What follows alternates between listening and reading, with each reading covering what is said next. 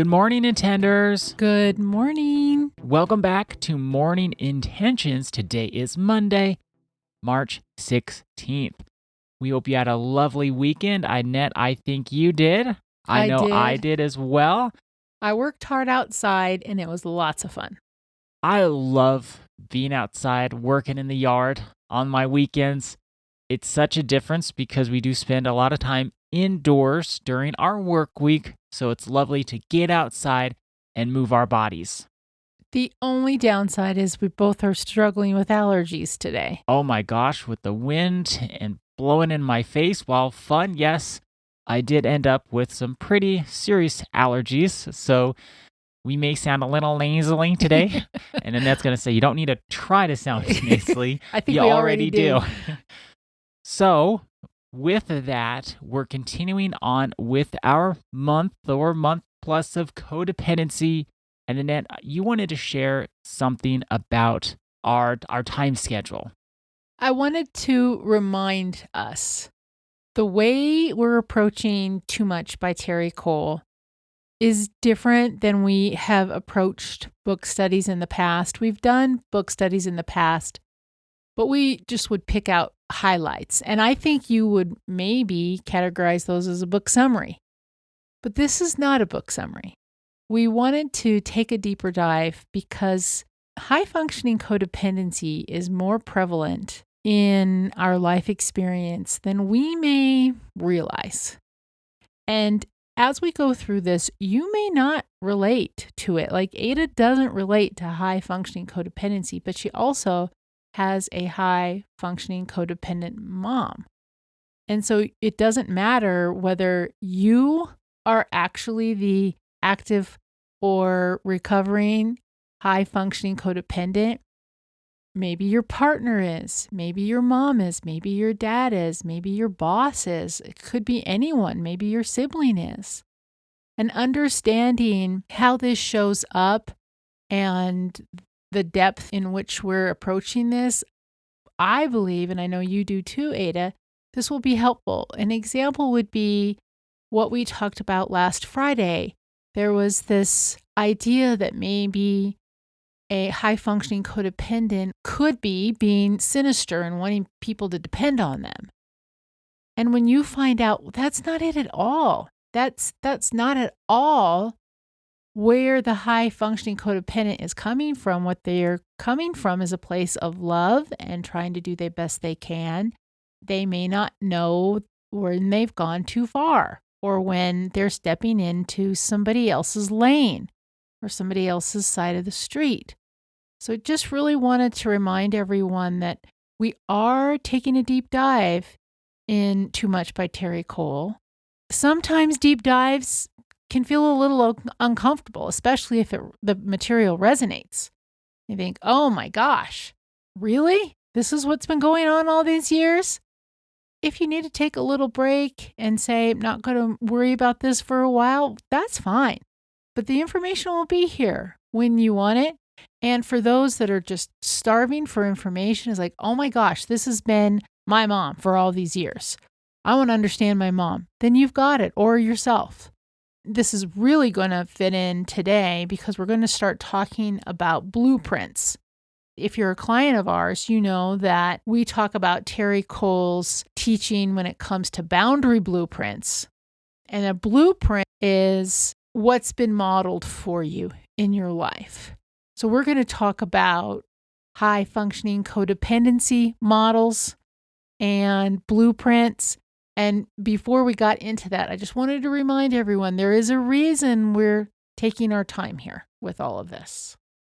For me, as the resident not codependent or the non-high-functioning codependent, what this book has done is allowed me to have more compassion and understanding for you as my mom and for other people that we've met who are deep into codependency. I didn't think you were sinister. I want to throw that out there immediately. But people can, though. People can, and I've seen that where people think, oh, this person's so controlling. They just want to control every aspect of my life. I always knew in my heart, I don't think so. I've probably talked to them and said, I don't think so. I think they just really love and care about you. They just show it in a way that maybe doesn't work for you, and you should speak up and tell them, I love you, I care about you, I know you love me and care about me too. Let's find a different way to relate that we can love each other more.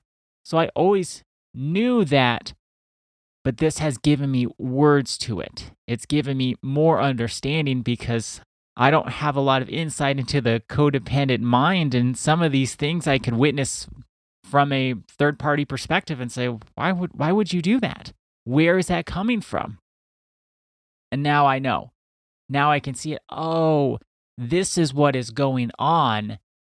It's not controlling, and then I could explain to other people better. It's not controlling. It's love, that the form of the love, not the content, is too much, and it's not working for you, but let's not get rid of the content. Let's just change the form. Let's talk about the high-functioning codependent blueprint. If you're following along in the book, we're on chapter 3. As I mentioned just a few minutes ago, a blueprint is what's been modeled for you in life. Yes, that means your parents, but that also means everything else you've witnessed. Codependency and high-functioning codependency is highlighted in many forms of media, whether it is a quick social media post or a show. I remember, and I love this show, I will say. I think I know which one you're going to talk about. Oh my goodness, Parenthood. If you've watched Parenthood, we were actually taking Terry Cole's training and watching Parenthood at the same time. That's a beautiful show. There is so much love.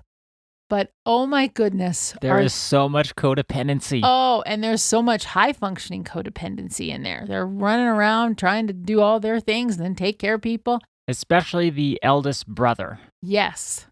You can see that in a show, and then you think, oh, should I be doing that? It's held up as something good. Yes, I should do that. And then we're off and running. So it doesn't have to be parents. And I want to make sure that we're clear about that because remember, there's 85% of Terry Cole's work that I like. One thing. I think we're on one of the 15% well, right now. I'm going to highlight something. So in this chapter 3, she talks about when we're children, we watch others behave. We are on the receiving end of how others treat us, and we can witness and see high-functioning codependency in action. Okay, I get that. But what I don't, and I object to this no matter who says this, she also has a section on page 62 where she's talking about functional versus dysfunctional family systems. Okay. I'm going to say that, yes, of course, there are dysfunctional family systems. If there's a lot of addiction going on and kids are going hungry and the parents' addiction is keeping them from being able to provide for their children, as one example, okay, that's dysfunctional. But what I don't like, and this kind of rubs me the wrong way, and I see this frequently in more self-help books, and I don't really appreciate self-help books as much as I do more personal development books. Self-help books, remember that they focus on one concept. That's the whole problem. That's the whole thing. And if you fix that, well, then you fixed everything. But that's not it. They don't look at all of life as a whole. Self-help, while yes, it can be helpful in some instances, I like more of a personal development frame of mind. That's why I like being a personal development coach, because you're looking at the person's entire life and the entire experience that they've had.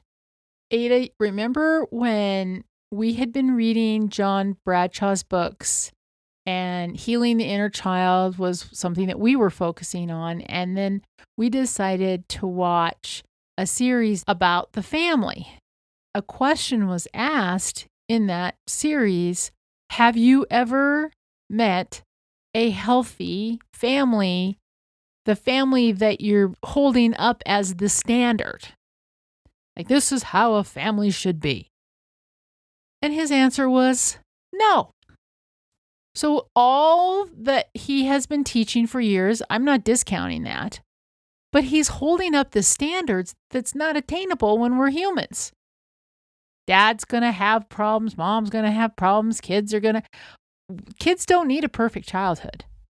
They need to know that their parents love them. That's more important than anything. And so even when I see in a book like this, functional versus dysfunctional family systems, then some kid who they're disgruntled about their parents are going to say, oh, see, my family was dysfunctional. I don't like that. Did your parents love you? Did your parents do their best to provide for you? Did your parents treat you with respect on most days, except for maybe they were having a bad day? Slipped up a little bit? I do not like the labels. I don't like the labels of a narcissist. I don't like the label of dysfunctional or functional, because then that's what we're looking at. We're not saying, well, okay, mom really loved us. She was struggling a little bit. Dad really loved us, but he didn't know that he didn't have to work all day, every day, like he saw his parents work, because we were no longer in the Depression. When we get into labels, I don't like it. So I do have some things to say to support what you're saying here, but we are out of time for today. Oh, we are. I was just getting started. I know, and I can tell you're on a roll, so time out. Okay, we'll be back tomorrow. Time out. We'll be and back we'll have tomorrow. more of a conversation, because this actually flows well from what we were talking about last week. Okay, I can wait till tomorrow. It's hard for You me, have but to. I will. You don't have a choice. Okay. But I have to say one more thing, because I don't want anyone to get the wrong idea. I know there is dysfunction, and I know there is trauma. But when everything can be labeled as dysfunction or trauma, then we don't really focus on the dysfunction and the trauma. That's why I don't like the labels. I don't want to leave today without clarifying that. Thank you for clarifying that. And our intention for today is a reflection question. What is my relationship with labels? What is my relationship with labels? Thank you so much for joining us today. Our day is better because you are part of our day. See you tomorrow. See you then.